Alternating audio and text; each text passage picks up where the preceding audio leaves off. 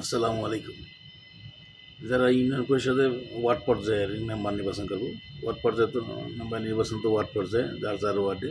এটা আমি আমার বরিশাল মেহেন্দিগঞ্জ ৩ নং সরকারি ইউনিয়ন। আমার সকল ভিডিওগুলো এখন ইউনিয়ন পর্যায়ে হবে, কারণ সামনে ইউনিয়ন পরিষদ এবং আমার ইউনিয়ন পরিষদ নিয়ে আলোচনা হবে। এ থেকে অনলাইনে সবাই দেখতে পারবো। যার যার থানা, বাংলাদেশের যে কোনো প্রান্তে, অনলাইনে পৃথিবীর যে কোনো প্রান্তে আমার ভয়েস যেতে পারতেছে।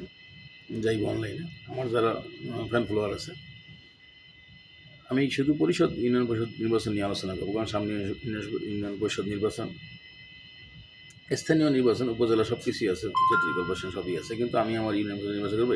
এখান থেকে যারা আমার এই ভিডিও দেখে তারাও এটা শিক্ষা নিতে পারবে আর কি, আমার কথাগুলো নির্বাচনটা যে কত বড় একটা মানে গেম। আমি আমার আগে একটা ভিডিওতে বলছি, রাজনীতি আর পরিণীতি এটা শেষ নেই, রাজনীতিরও শেষ নেই, পরিণীতিরও শেষ নেই। আপনাকে এমনভাবে উছলে পুছলে এমন একটা পর্যায়ে নিয়ে যাইব, নির্বাচন আপনার করাই লাগবে। এবার যে বা যারা নিবে তারা টুপ করে পিছিয়ে থেকে নেমে যাইব, বা এটা নির্বাচন একটা বড় কৌশল। তো আমি আজকে ওয়ার্ড যারা মেম্বার তাদের কথা নিয়ে আলোচনা আমার। যারা নতুন ক্যান্ডিডেট এবং পুরানো যারা আছে বা যারা করছে, যাদের অভিজ্ঞতা আছে, আমার কোনো অভিজ্ঞতা নেই নির্বাচন করার। যারা নতুন ক্যান্ডিডেট হইব, আমি আমার ওয়ার্ডের, আমার এই ৬ নং ওয়ার্ড, সরকারিয়া ৬ নং ওয়ার্ড, এমন একজন সৎ এবং দক্ষ একজন আমি ক্যান্ডিডেট পাইছি। শুধু আমি না, আমরা এখন অনেকেই বেঁচে আছে। আমার বাড়ির সামনে মিয়া বাড়ি, যেটা সবজি বাড়ি বললাম, সাখাওয়াত হোসেন চৌধুরী। আমি কারো পক্ষ নিয়ে কথা বলি না, আমি পরিষদের সবার কথা নিয়ে বলবো। আমি ধাপে ধাপে সকল সাবেক মেম্বার, বর্তমান মেম্বার, সবাইকে নিয়ে কথা বলবো।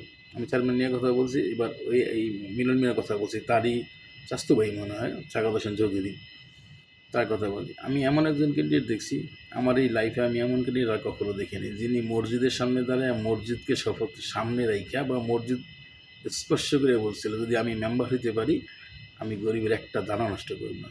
আরে সে কি দানা নষ্ট করবো কোন? যারা সাকাত মিয়াকে চিনেন, তার অন্যের দানা কীভাবে নষ্ট করব? তার জায়গায় শত শত লোক থাকে, তাদের জায়গায় এবং তার ব্যক্তিগত জায়গায়, তাদের পারিবারিক জায়গায় অনেক লোক, শত শত লোক বসবাস করতে আছে ফ্রিতে।